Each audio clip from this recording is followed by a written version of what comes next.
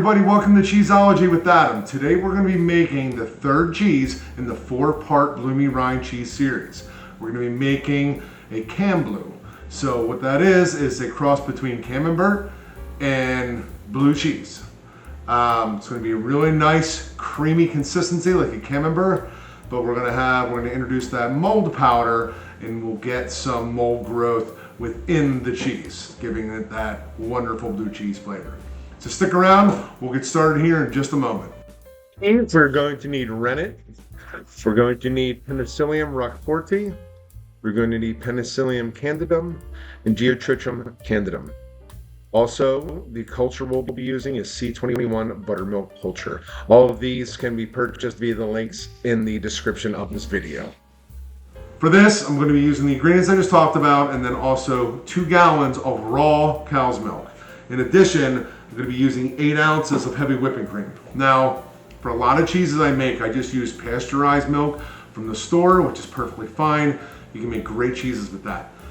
With this cheese, the Camembert or the Brie, and the other 2 cheeses in the Bloomy Rind series, and then also the cheese after this will be a triple creme. I like to use the raw milk because you get a much better curd formation, and with these, if you watch the other videos, we're flipping these pretty often. If we don't use raw cow's milk and we use pasteurized milk, the curd is going to be not as developed as much. And for this cheese, when you go to flip it, it's going to stick, it's going to get messy. It's just more of a headache than it's worth. And so that's why I use the raw cow's milk. Better curd formation, and it just makes for flipping these cheeses much easier once you get to that stage. So let's start by adding our milk to our pot and then heating that up, and we'll go from there. Okay, we're going to start by heating our raw cow's milk up, or pasteurized milk if you're using that, to 90 degrees. So I'm just going to dump these 2 gallons in, and then I'm also going to add 8 ounces of heavy whipping cream. This will give us additional butter fat.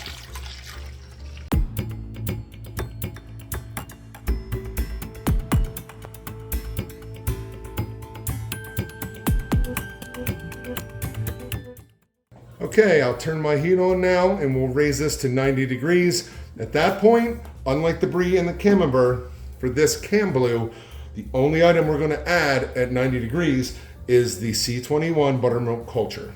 As we're heating up to 90 degrees, we want to give this a stir every so often. We want the milk and the heavy whipping cream to heat up evenly. I have about 8 more degrees to go. I'm at about 82 degrees. But while we're letting that finish off, I'll explain a little bit of the equipment that we're going to need for this. As with the Brie and the Camembert videos, if you watch those from the Bloomy Rind series, we're going to need some 4-inch forms. I used 4 of these for the Camembert. For the Brie, I used 2 and then a larger one. They both worked fine, but I'm going to use 4 of them for this cheese. So I have 4 individual wheels. So these are just 4.5-inch forms.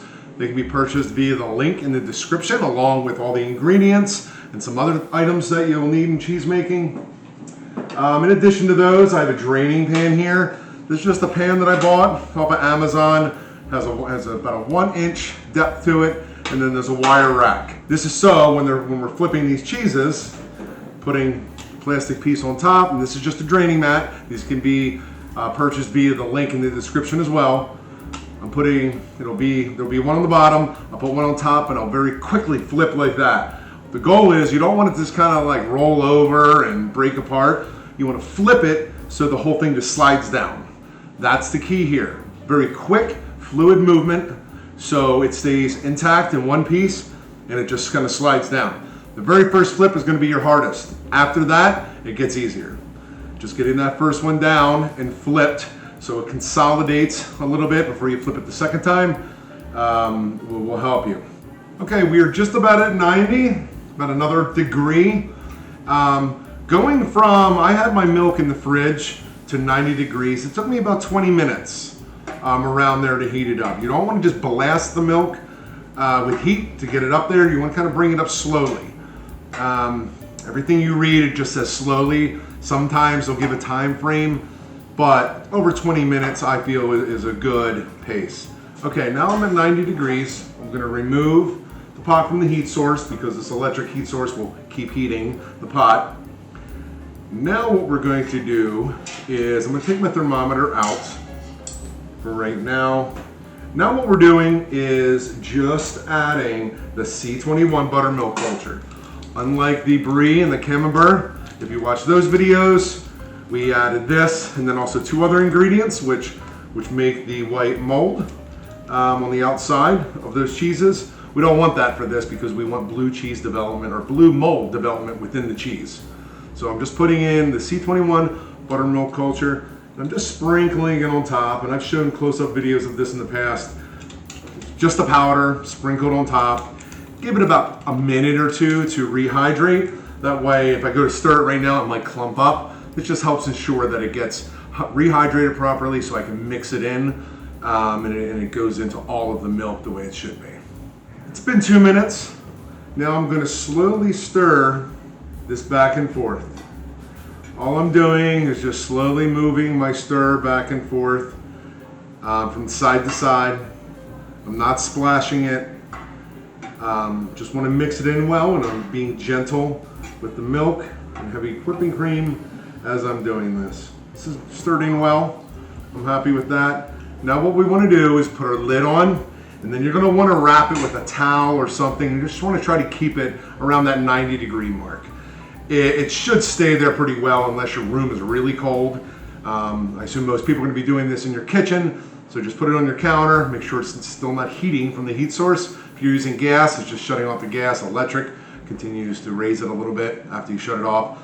So that's why I removed it from my heat source. So I'm going to put the lid on, I'm going to wrap it, and then we're going to come back in 30 minutes. So it's a shortened ripening time for this cheese. After 30 minutes of sitting, ripening, we're going to add the rennet, stir that in real well, and then we're going to let the rennet do its thing for 90 minutes.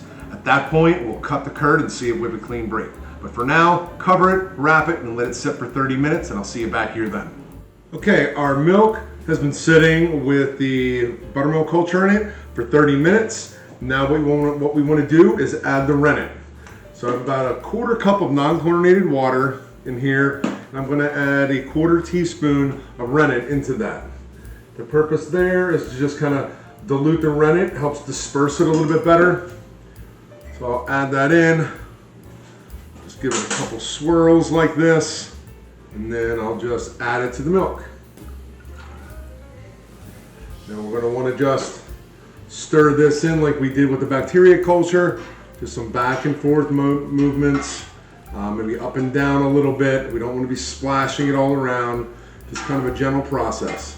So just stir this in for about a minute to make sure it's really thoroughly dispersed within the milk and the heavy cream that's in here. Rennet is mixed in pretty good. Now, lid back on, I'm going to wrap it again, and then we're going to come back in 90 minutes. You want to let this sit for a full 90 minutes so the curd, the amount of time it needs to really set up for this cheese. So see you back here in 90 minutes. We've let our curd set up for 90 minutes. Now what we want to do is we want to test for a clean break to make sure that the curd is at the proper consistency. That we have a good formed curd mass, and then we get that clean break. I'll show you what that looks like right here.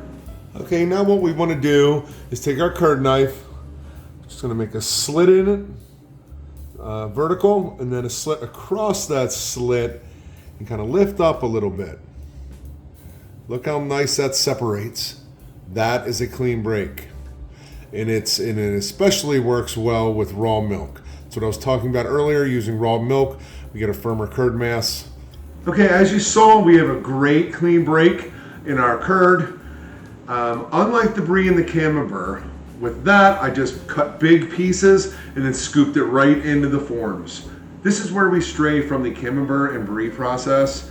Once we have the curd formed, and we do a traditional blue cheese process where we're drying out the curds a little bit.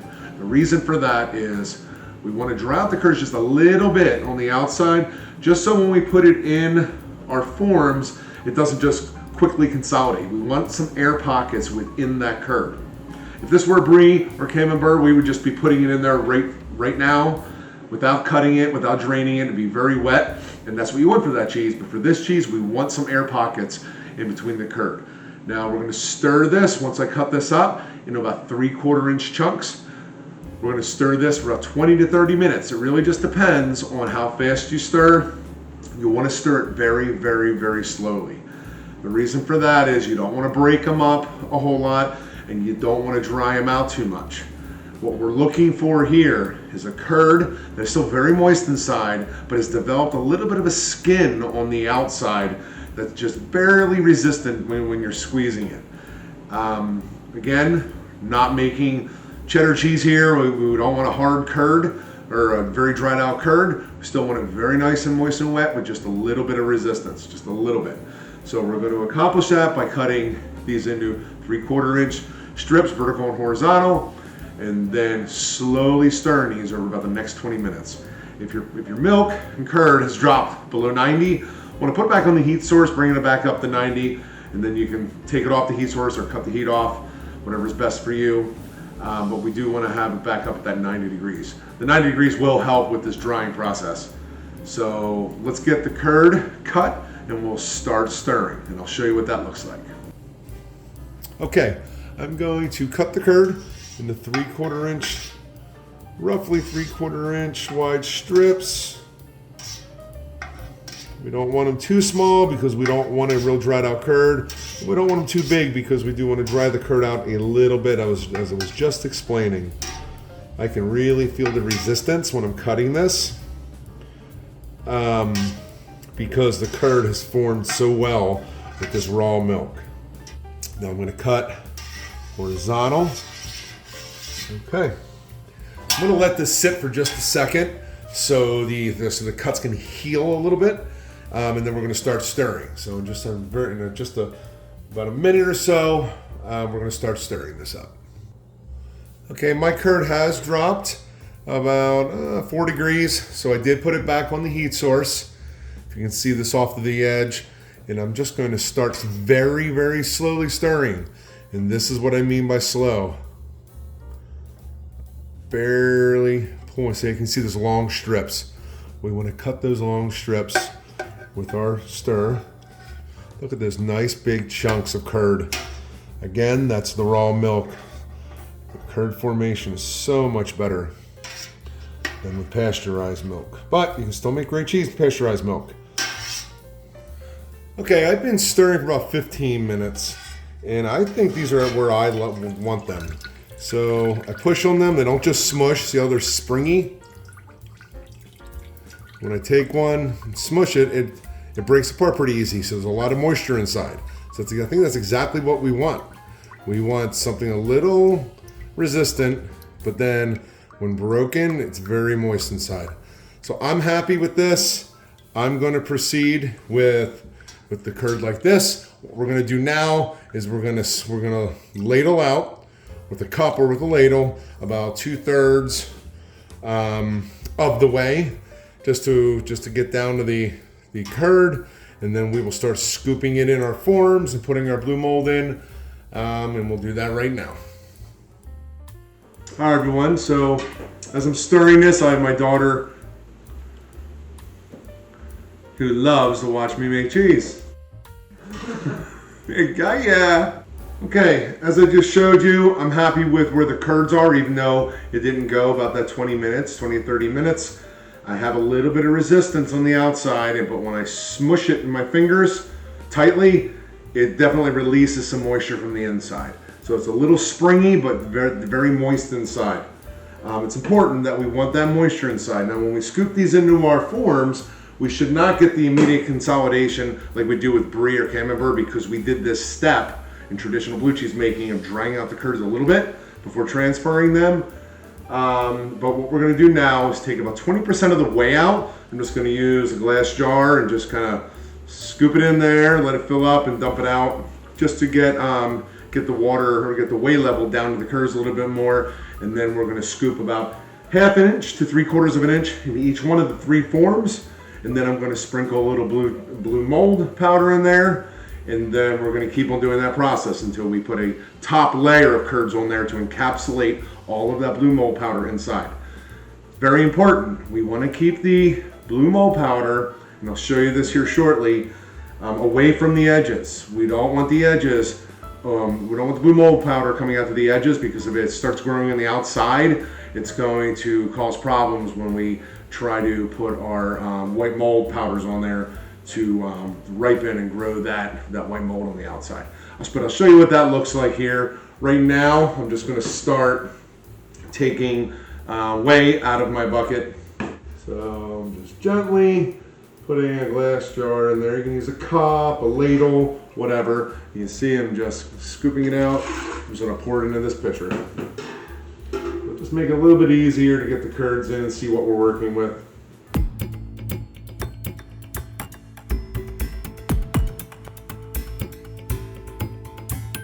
Okay, I'm going to stop there. I think that's good for now. I'm just going to get rid of this. While we were letting the Rennet do its thing for 90 minutes, we should have sanitized, cleaned obviously, and then sanitized the equipment that's going to be touching the cheese. So that's our drain pan, our mats, obviously the forms. So it makes everything sanitary, and we don't have any unwanted bacteria doing anything, wreaking havoc on our cheese as it ages. So I'm going to put about a 1/2 inch to 3/4 of an inch in each one of these, and then I'll show you what I do with the blue mold. Okay, now that we have our first layer in the bottom of the molds, what I'm going to do is we're going to use Penicillium Roqueforti PV style, and we're going to take our small measuring set, and I'm going to get the measuring spoon that's 1/64 of an inch. I'm just going to put a little bit in there, maybe not quite full, but that's all we need, just a teeny little bit on each layer of this. So we're going to be doing this a couple different times for each cheese. Again, we want to stay away from the outer edges so we don't let that blue mold grow on the outside by accident. But here, show you what this looks like. We'll do this right now.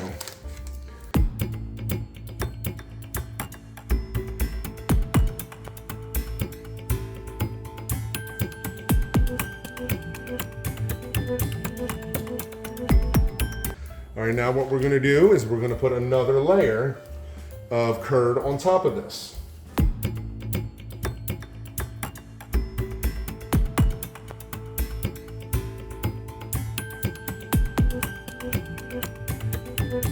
All right, what we're going to do now is we are going to put another layer of blue mold powder on each wheel.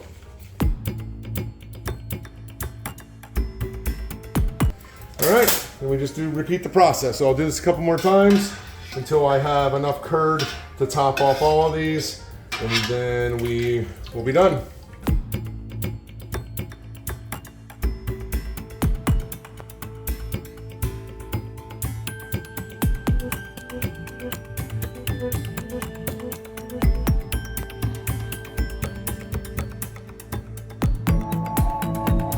Okay, I'm just gonna level this off a little bit.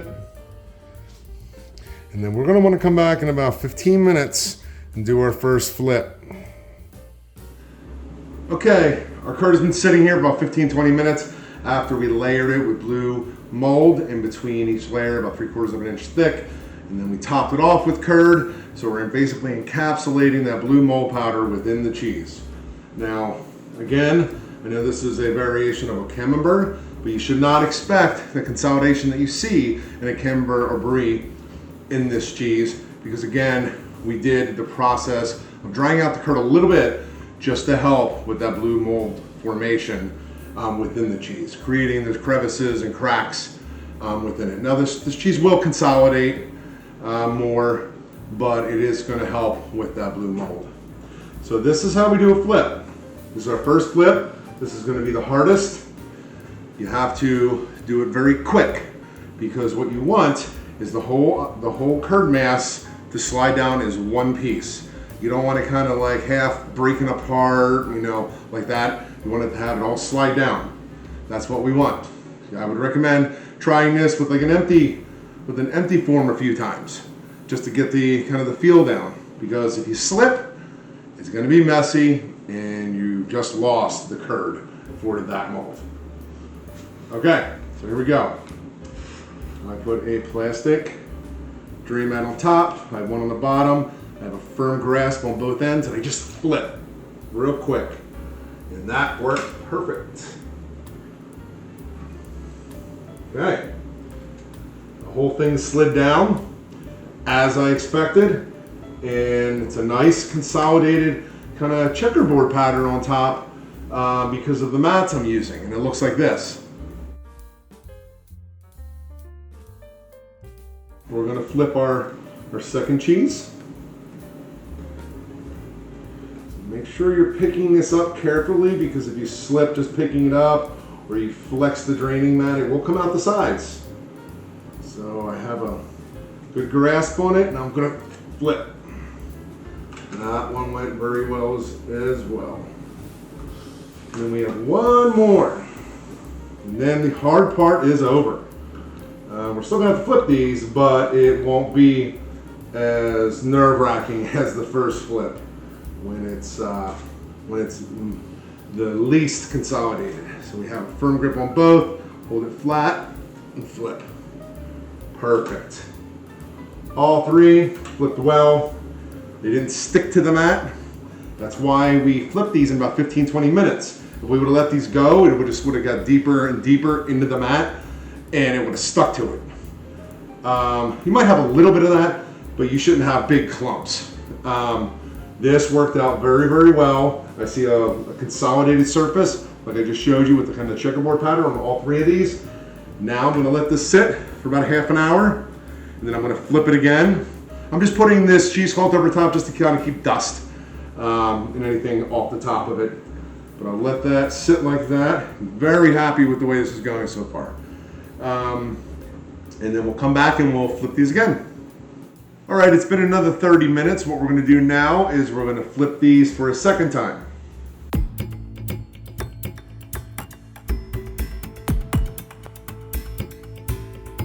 Okay, what we're going to do is I'm just going to cover these lightly with the cheesecloth. I'm going to let this sit overnight. Tomorrow morning, these will probably shrink about half this, or a third of what the height right now. And at that point, we can start salting. So tomorrow we will salt a couple different times over about 12 hours. Then we'll let it sit overnight again. And then the next day, we'll start letting it air dry.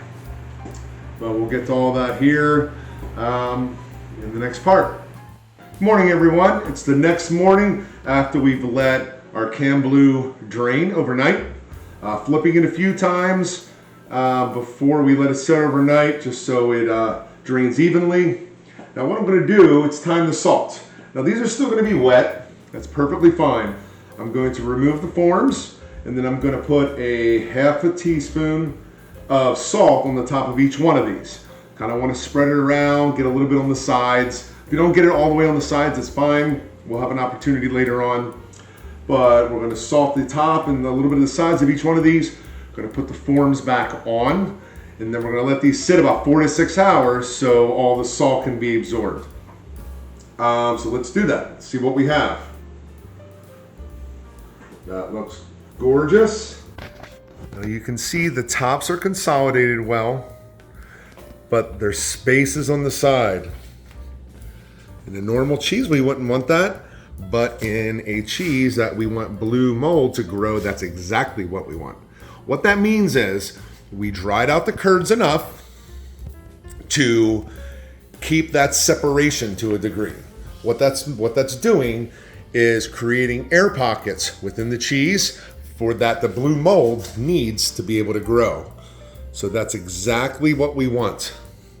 These look perfect. Okay, as you saw, we have the spacing on the sides that we're expecting. If we didn't dry it out enough, we wouldn't have that spacing, and that would be a problem for the blue mold to be able to grow.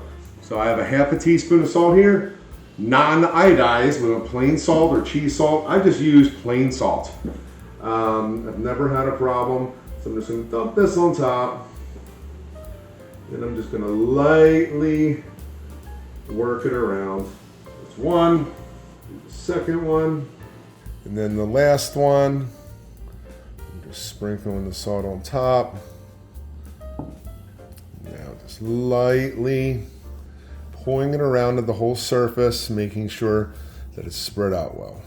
I am so excited about these. These are going to be absolutely fabulous. A couple more days of care on these, but we'll get to all that in those steps. Now that these are salted, I'm gonna put the forms back on. In 4 to 6 hours, I'm gonna come out, I'm gonna flip them, I'm gonna do the same thing to the other side. All right, it's been about 5 hours since I salted and then flipped our cheeses, our Camblu. So now what I'm gonna do is I'm going to remove the molds, or remove the forms, then I'm gonna flip the cheeses and I'm gonna salt the other flat surface that's currently on the bottom. After I salt that, just like I did the first time, I'm gonna put the molds, the forms back on the cheese, and then I'm gonna let it set until tomorrow morning. So the salting takes about a day. About 4 to 6 hours in between each salting, and then tomorrow morning we'll start the drying process. So let's get these salted.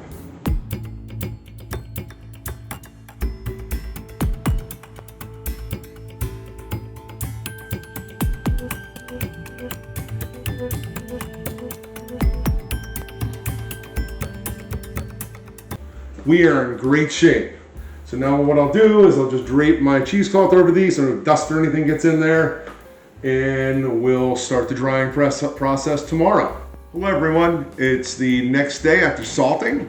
Now what we're gonna do is we're gonna start our drying process. We're gonna dry these out for about a day or two. We wanna make sure the surface is dry before we put it into our aging space between 52, 54 degrees and about 94% humidity. We want to make sure they're dry before we're going in there, or it could affect the overall taste of the cheese. After we let that sit in the aging space for about another day or two, then, like with a traditional blue cheese, what we're going to do is we're going to take a skewer and poke holes in the cheese so the blue mold can breathe and can grow. And we're also going to inoculate the cheese with the white mold powders that we didn't use in the beginning like we usually do with a Brie or a Camembert. So we'll get to each one of those steps, but for right now we're going to start the drying process. All we're going to do is remove the forms, and as you can see, these look really nice, consolidated well. So on the top and bottom they're consolidated well, good. On the sides, you still see pitting in some spaces, exactly what we want. Again, these are the air channels that we created by drying out this cheese a little bit, by firming up that curd a little bit, so the blue mold has room to grow within the cheese. If we didn't do that, the blue mold wouldn't grow. We need those air pockets.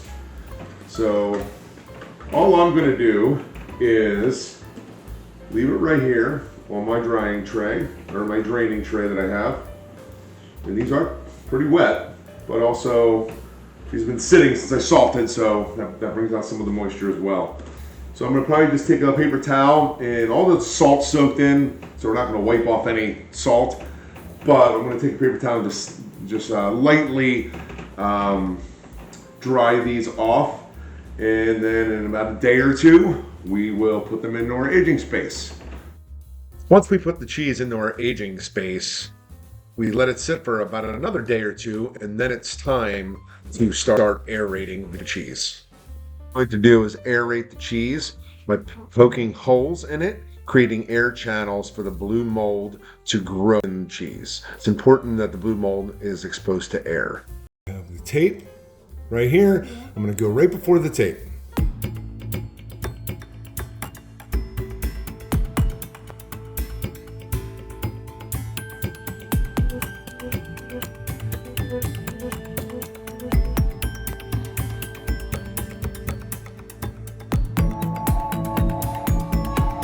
As you've seen, we just aerated all 3 of our cheeses, both sides, about 20 to 25 holes each.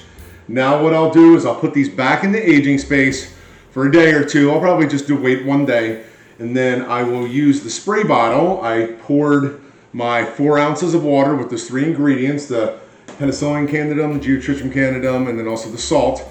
I poured that into my spray bottle. You want to find this spray bottle. And then in a day, what I'll do is I'll lightly spray the whole cheese.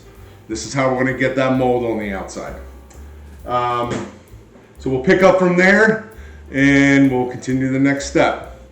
Okay, where we're at now is we let our cheese sit in our aging space for a day or two, and then we took the spray bottle that you saw me mix up, and I sprayed this with the Penicillium Candidum, Geotrichum Candidum, and also salt mixture into 4 ounces of water. I sprayed that on the outside, and then I put that back in the aging space. Now what should be happening is after a couple days, we should see that white bloomy rind start developing like we saw in the Camembert and also in the Brie. I have my 3 cheeses here, and I'll show you what mine looks like. As you can see, these have developed the blue mold all over the outside. This is fine. Like I said, these are sprayed with the other molds, and they will develop some white rind on the outside, but what's happened is somehow the blue mold powder that I put on each layer as we put these together, this spread to the outside. Now it could have been one, and it could have spread to the other 2 in the aging chamber, but nevertheless, we do have blue mold development on the outside. That's okay. We can still get a wonderful cheese out of this. So I'll wait. These have been aging now for about a week after I sprayed them. I'm going to keep them in that aging space. And what we want to do is we're going to want to lower the temperature a little bit. We want to lower it to about between 40-45 degrees. Keep the humidity high like we are right now at about 92 to 94%.